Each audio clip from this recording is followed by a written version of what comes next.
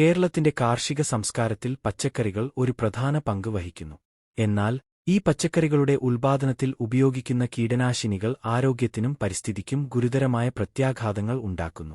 കീടനാശിനികൾ കീടങ്ങളെ നിയന്ത്രിക്കാൻ സഹായിക്കുന്നുണ്ടെങ്കിലും അവയുടെ അമിത ഉപയോഗം മനുഷ്യന്റെ ആരോഗ്യത്തിന് ഹാനികരമാണ്. ഈ വീഡിയോയിൽ മലയാളത്തിൽ കീടനാശിനികളുടെ ഉപയോഗം, അവയുടെ ദോഷഫലങ്ങൾ, പരിഹാരങ്ങൾ എന്നിവ ചർച്ച ചെയ്യുന്നു.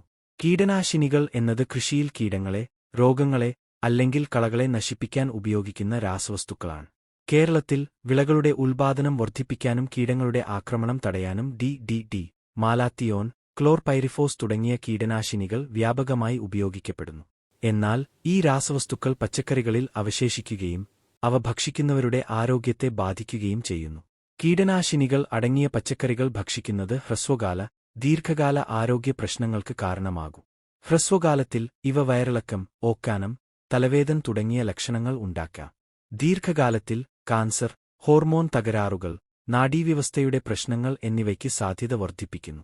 കേരളത്തിൽ എൻഡോസൾഫാൻ പോലുള്ള കീടനാശിനികളുടെ ഉപയോഗം കാസർഗോഡ് ജില്ലയിൽ ഗുരുതരമായ ആരോഗ്യ പ്രശ്നങ്ങൾ ഉണ്ടാക്കിയ ചരിത്രം നമുക്കുണ്ട്. കുട്ടികളും ഗർഭിണികളും ഈ രാസവസ്തുക്കളോട് കൂടുതൽ സെൻസിറ്റീവ് ആണ്. ഇത് കൂടുതൽ ആശങ്ക ഉയർത്തുന്നു. കീടനാശിനികൾ പരിസ്ഥിതിയിലും ദോഷകരമായ സ്വാധീനം ചെലുത്തുന്നു. ഇവ മണ്ണിന്റെ സ്വാഭാവിക ഫലഭൂയിഷ്ഠത നശിപ്പിക്കുകയും ജലസ്രോതസ്സുകളെ മലിനമാക്കുകയും ജൈവവൈവിധ്യത്തെ ബാധിക്കുകയും ചെയ്യുന്നു. കേരളത്തിന്റെ നെൽവയലുകളിലും തോട്ടങ്ങളിലും ഉപയോഗിക്കുന്ന കീടനാശിനികൾ ചെറുജീവികളെയും പക്ഷികളെയും മത്സ്യങ്ങളെയും ദോഷകരമായി ബാധിക്കുന്നു. ഉദാഹരണത്തിന്, എൻഡോസൾഫാൻ ഉപയോഗം കേരളത്തിന്റെ പരിസ്ഥിതി വ്യവസ്ഥയിൽ ദീർഘകാല പ്രത്യാഘാതങ്ങൾ ഉണ്ടാക്കി. ഇനി ഓരോ പച്ചക്കറിയിലും ഉപയോഗിക്കുന്ന വിവിധതരം കീടനാശിനികൾ പരിചയപ്പെടാം. തക്കാളി, Chlorpyrifos. മത്തങ്, ഇമിഡാക്ലോപ്രിഡ്, ഓർഗിഗുധൈഷോഡ്. പച്ചമുളക്, ഇമിഡാക്ലോപ്രിഡ്, ഓർഗിഗുധൈഷോഡ്. പാവയ്ക്ക്, അസെറ്റാമിപ്രിഡ്.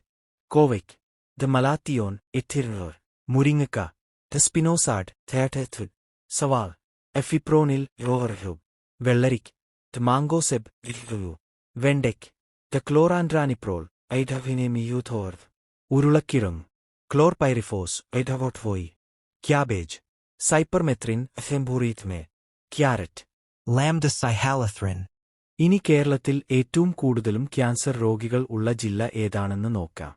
2025 ഏറ്റവും പുതിയ കണക്കുകൾ പ്രകാരം കേരളത്തിൽ ഏറ്റവും കൂടുതൽ ക്യാൻസർ രോഗികൾ റിപ്പോർട്ട് ചെയ്യപ്പെട്ട ജില്ല തിരുവനന്തപുരമാണ്.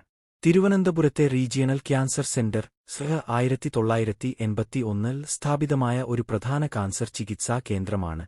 ഇവിടെ പ്രതിവർഷം ഏകദേശം 2.75 ലക്ഷം രോഗികൾ ചികിത്സ തേടുന്നുണ്ട്.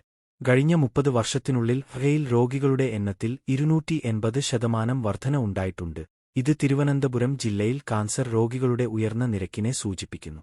പ്രത്യേകിച്ച് തൈറോയിഡ് കാൻസർ തിരുവനന്തപുരം, കൊല്ലം ജില്ലകളിൽ ഏറ്റവും കൂടുതൽ റിപ്പോർട്ട് ചെയ്യപ്പെടുന്നുണ്ട്. സ്ത്രീകളിൽ സ്തനാർബുദവും 28.5%, ഗർഭാശയ കാൻസറും 18.9%, തൈറോയിഡ് കാൻസറും 12.9%. വ്യാപകമാണ്. അതേസമയം പുരുഷന്മാരിൽ വായ 21%, ശ്വാസനാളം 16.9%, ദഹനവ്യവസ്ഥയെ ബാധിക്കുന്ന കാൻസറുകൾ 22.2% എന്നിവയാണ് പ്രധാനം.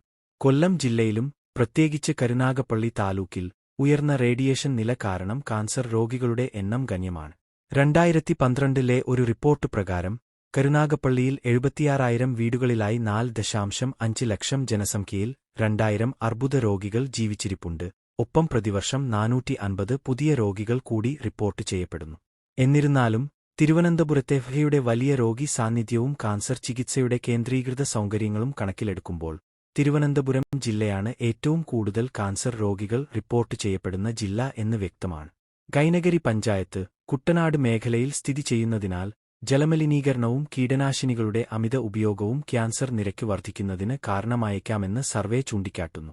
എന്നിരുന്നാലും ക്യാൻസർ ഒരു മൾട്ടിഫാക്ടോറിയൽ രോഗമായതിനാൽ കീടനാശിനികളുമായി നേരിട്ടുള്ള ബന്ധം സ്ഥിരീകരിക്കപ്പെട്ടിട്ടില്ല. കുട്ടനാട്ടിൽ ഉപയോഗിക്കുന്ന രാസവസ്തുക്കൾ, പ്രത്യേകിച്ച് കീടനാശിനികൾ, ശുപാർശിത അളവിനേക്കാൾ 50 കുറയ്ക്കുക 75% കൂടുതലാണെന്നും മത്സ്യജെമ്മീൻ സാമ്പിളുകളിൽ വിഷാംശം അനുവദനീയമായ തോതിന്റെ 10 മടങ്ങ് കണ്ടെത്തിയതായും ഒരു ഇൻഡോഡച്ച് പഠനം വെളിപ്പെടുത്തി.